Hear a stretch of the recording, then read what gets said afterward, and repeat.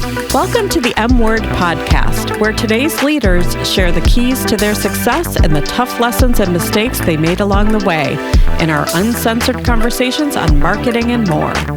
I'm your host, Jennifer Mulchandani, and you are listening to the M Word podcast presented by Arlington Strategy. This special two-part episode of the M Word takes a unique turn with a group discussion on the Barbie movie. Past podcast guests Karen Bate, Cheryl Fischer, and Whytni Kernodle joined me in a lively discussion recorded in my home following a movie screening. Listen in as we explore the intricacies of the Barbie movie, delving into diverse topics ranging from societal expectations and gender norms to personal experiences with self-image, relationships, and the wisdom that comes with age. And if you've seen the movie, let us know what you think by leaving a comment on our social media. Enjoy part 2 of this very special episode of the M Word. The reason I wanted to know how your men responded is because I was at a dinner with a group of women who I don't know that well. We were connected through, it doesn't matter what, but we were having this nice dinner and it came up, oh, have you seen the Barbie movie? And I was like, yes, oh my goodness. It was so much more impactful than I thought it would be. And one woman at the dinner said, oh, it was just anti-men, ridiculous. And the conversation kept going, and I didn't get to respond, and I didn't know her that well. It wasn't necessarily worth it at the time, but that has just stuck with me because it wasn't that simple. It wasn't necessarily anti-men. That's not, I don't think, the point. And it made me sad in a way that that's how it was being interpreted by some people. You know what I'm saying? I mean, but I feel like so many things in our culture get dissolved into this, like it's A or B. Right. It's one or the other. And there's no area for like nuance, right? Like, but well, there was a lot of criticism that it woke anti-men kind of thing. Yeah. Well, I mean, mine is like a, sample size of 3, right? Like, but that was not a sentiment I heard in my household, but But I think that when you are used to looking at men a certain way and women a certain way, then it is, again, when we're talking about any of the identities that we're all facing, it is uncomfortable when particularly the older you are, the more you may have held on to certain views.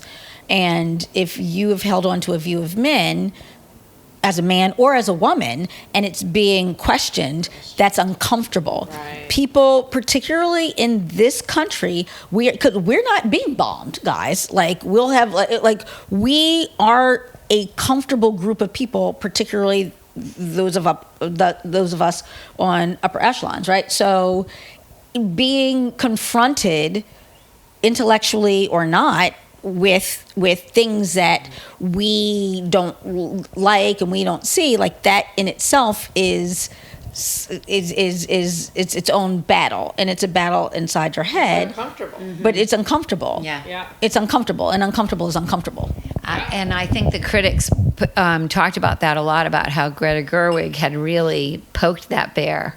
And that's her thing. Like, I think she did it. I mentioned earlier that in Little Women, she did the same thing and like kind of turned that what people thought of Little Women upside down. And I just love her because she's really a feminist. And well, I'd like to offer maybe that we get together again. We watch Little Women and we do this again.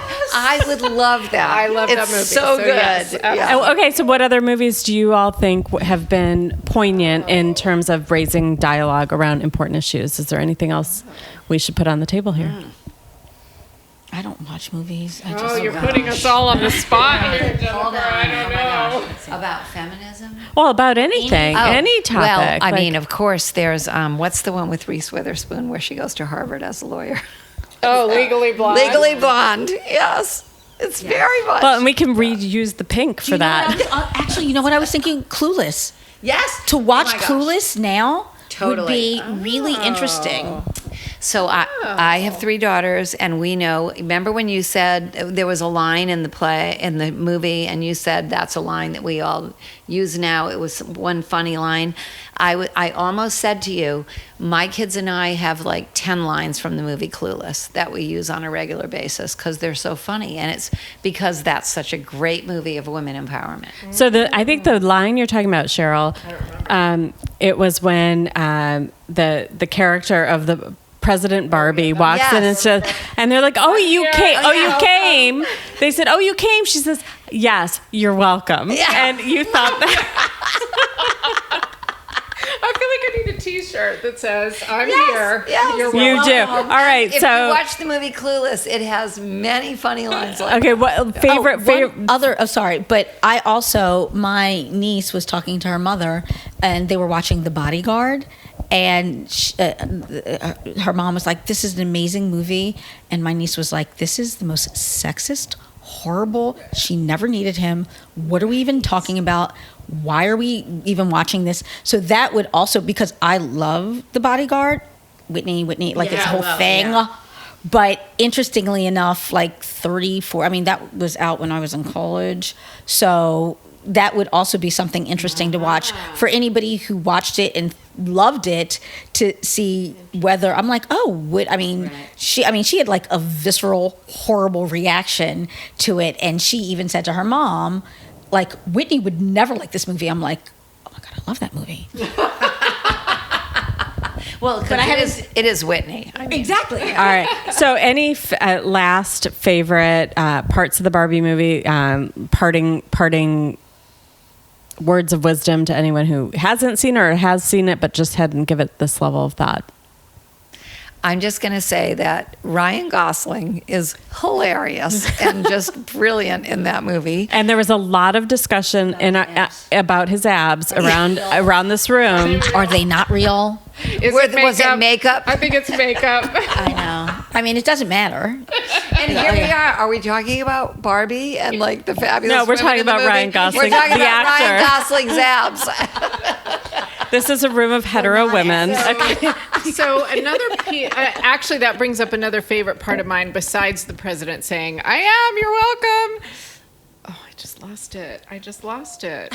Barbie brain. Such a Barbie moment, okay? Barbie brain. I love it. We need to talk about weird Barbie.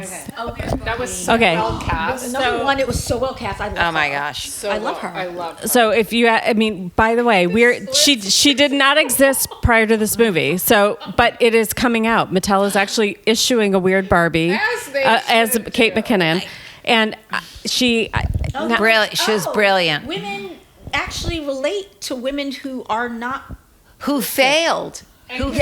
failed. Yeah, and be like, listen, I'm weird Barbie. I do the splits and resilient. smell like basement. I mean, so that's her quote. So Sorry, not sorry. We participated in a pumpkin decorating contest that our office gets invited to for this dentist that's next door to us, and so one of my colleagues and I made a weird Barbie pumpkin. We made the pumpkin be her house with all the geometric shapes, and we went to town on decorating Barbie into weird Barbie with the paint on her face. We cut her hair strange and put the streaks of paint in her hair and the pink and I identify so much with her because I think in the tension in the movie around this, but everything was perfect, right? Like, so stereotypical Barbie in the movie, everything was perfect. And this weird Barbie sort of meant everything that was wrong with perfect world, right? And she was the best. And yet she was, to me, was the most relatable of. She had so much power. Also, She the had hero so who much solved power. and sent Yes. Barbie into the real world and was the total change maker Yes. of the whole story. Yeah. Yes. And funny and awesome. No, it's so funny. And I think that also one of the things is we age, right? When you're in your 20s, you are like, oh, does anybody like me? Am I pretty? Like, whatever. And then you're like, actually, I don't give a fuck. Right. I know. I think there's literally a button that happens when you and for different people, it's different time. But it's like it's in 40s to 50s, like where it's like whatever you it is, really don't it is care. lovely. It is. Yeah. It is. And you know what? I will say, we don't care, but we also then decide, like, I want to look good for myself. Right. And you know what? I will say, we don't care, but we also then decide, like, I want to look good for myself. Like, I want to feel good about myself. Yes. The motivation's Not changed. because of Yeah. somebody else. Yeah. Absolutely. Well, because you're like, but you can change and you like me now, but then I don't like you and then you don't like it's fine. I'm going to, do I like me? Right. Like, do That's I the like thing. Well, at the so Totally good. Barbie gets at the end of this movie, fiction, I get it, is offered this. She wants to become human. She doesn't want to be and the creator of Barbie is essentially like, you got to understand what you're choosing here. It's like Pain. not There's just only not one ending. you will die Exhausting. and there's a lot of shit along the way. Are you sure you want this? And the pain, the realities of life not being perfect, but she wanted it because it's so much more you real. were the And one- to me, it's like that was the aging. Absolutely. But the Forrest Gump moment when you had her Barbie sitting next to the older woman who was like in octogenarian, and she's like, "You're beautiful." She said, "I know it."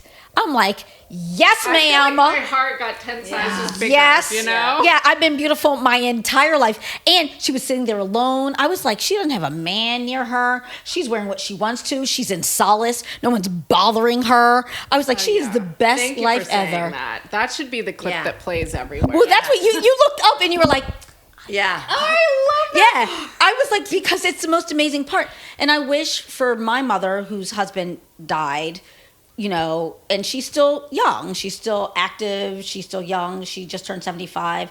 Her husband died when he was 70 and she's 69. And she's still looking for some man. And I keep being like, Mama, Just be your yeah, live for yourself. you don't, what is he going to give you other than more work to do? Right. And get sick. Yeah. Right.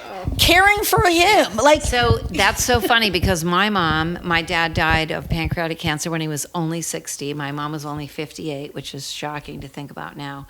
And she never remarried. She said, been there, done that. All the women I know who quickly remarry, the man finds them because they want someone to take care of them. She goes, I go out with my friends, I travel, and men of our generation don't like that. And I'm not going to get tied down like that again. I've already nursed one man to death. I'm not doing it again. So the key is knowing what you yourself want, right? Like you yourself, because maybe you do want to get remarried and maybe Right. you do want that partnership, but maybe you don't. And it's all okay. can I share something with you that like Linda knows, even Karen knows? So I am getting married again. I have been separated from my ex-husband for 2.5 years, divorced a year or so. I'm getting married again because my current partner is not American. He's leaving. It's like a whole thing. It's really actually highly complex for me because I didn't leave my husband, my ex-husband, whom I loved, who we were together for 20 years. We created the very best children that I could have ever had, right? Like, so I didn't leave him because I didn't love him or like it was just horrible. I left him because it was making me miserable and I needed to move on. And so I didn't do that to find some other man. I did it to like live in my apartment singing Barbra Streisand and like my boys were like, Mama, can you turn the Barbra Streisand down? And I'm like, no. You know why? Because it's my fucking apartment, it's my house. I can play whatever. I'll turn it down like this much. But like Barbra Streisand and Donna Summer had Enough Is Enough, No More Tears. I was like, women were singing about this in the 80s? How did I not know? I'm like, I am on my own. I have my own things. I don't need him. I'm like, ladies, I'm going to be by myself forever or for 12 weeks until at a gas station I find the man of my dreams. And then I have to not have to marry him because it's my personal choice. And this is when the M word takes a different turn into dating and relationships. Oh, but it is a complex. podcast. It's a Another complex episode. concept for Yes. me as someone who is. You didn't think you were going to remarry? so Not only quickly. did I not think I was going to marry so quickly, I had a very good friend of mine say to me, "You're anti-man." I'm like, maybe I'm just anti-you. Like, maybe, like, I'm raising men. Like, I'm pro-man. Yeah. They just need to be the good ones. Yeah. Right? Like, I'm not for the way that men who were born in the 60s and 70s and 80s, the way that they think that I should be about men, I'm not for that. I'm for the way that my sons are, and I'm for me and my girlfriends. And I am lucky enough to have been raised in the 70s and 80s by a father who was like, listen, girl, you're going to have to kick it. You're going to have to kick it more because you're black and female, and you're never going to have to let no white person, I told you this, and I know Karen knows, let no white person ever think that they're better than you. I was like 10 years old with this big hair and these glasses, and my dad was like sitting me down as his firstborn and was like, you know how white people are because we have white people in our family. I'm like, yes, Daddy. He's like, do they seem better than us? I'm like, they do not. We've been in their houses. Are they better? They are not. Exactly. So don't ever be like, don't let that mind, don't have a mind trip over that. Yeah. But what he also said is, don't ever let any man think that he is smarter than you. I am a smart man. I have been like my dad went to Columbia for law school. Like he was around he was a lobbyist in Philadelphia right in the time the civil rights movement worked really well for my family. So I was able to be born with a lot of privilege, a lot of comfort. And he was like, don't let any man ever think that he's smarter than you. I am around the smartest men in Philadelphia, in Pennsylvania, Whytni. You are a 10-year-old little girl and you are the smartest person that I ever met. Don't let them think that. And I'm like, that also makes sense because I'm also around those same men and they do not seem that smart, right? So I have noticed when men are like, I'm smarter than you, I'm like, my daddy told me that when a man says that he's smarter than me, that I should be like, red flag, are you? Okay, no, so moving on. The only men that I've ever thought are as smart as me, or the women that I know, are the ones who say, you're smarter than me. Those are the smartest men. But also that part about the movie where the guys are like, I'm enough, like trying to convince themselves because the women are challenging them and are actually smarter and more successful than them and outwitted them. That's because men are so used to being always the default smarter person that it was so shocking to them that they weren't the smartest person in the room. And I think that like we said, there just has to be a balancing and evening out of that whole belief that men are somehow superior to women. Absolutely. The complicated part of this is that I think maybe what the movie is saying is there's no easy way to put people into buckets or labels, That's right. Like one is not better than the other, no matter whether it's color or gender or age or whatever. But we don't like that in the world because it's complicated. It's hard to figure it out. You got to look at every person individually and try to maybe the content of their character. Well, but that's why they made Ken be Beach Ken. He wasn't even lifeguard or swimming or rescue. He was Beach Ken, and that's to your point, Cheryl. Like that doesn't even exist. Right. Like that's not even a thing. Right. But what if that's the message that comes out of this? Is that you need to look at everybody like individually for themselves and not with all this other stuff. And why did Ken get to be Beach Ken with no skills whatsoever? Like, Well, but if you think about it, Barbie, the main character. The main character was stereotypical Barbie. Mm-hmm. They literally called her they had to put it in our face, right? Because all the other ones were President Barbie and Dr. Barbie and Scientist Barbie. Just supposed to be perfect. Stereotypical Barbie was supposed to be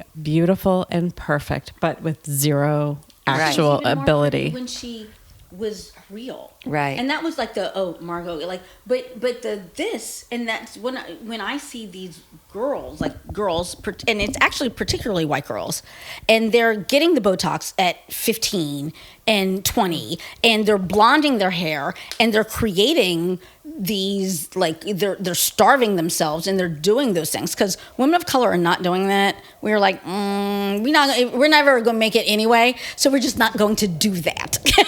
So there's something nice about it. You have the extra melatonin or whatever. The melanin pop in, and extra collagen and the melanin. Yeah, black don't crack and Asian don't raisin. Mm-hmm. Yeah, I know. You learn something new every day. Every day.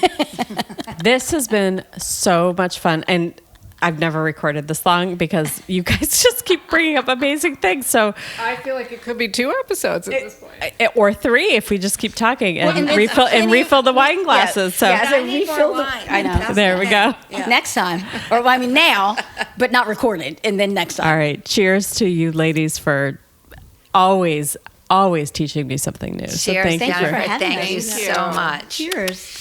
Thanks for listening to The M Word. I hope you enjoyed today's episode. Subscribe and never miss a podcast. Visit arlingtonstrategy.com for more.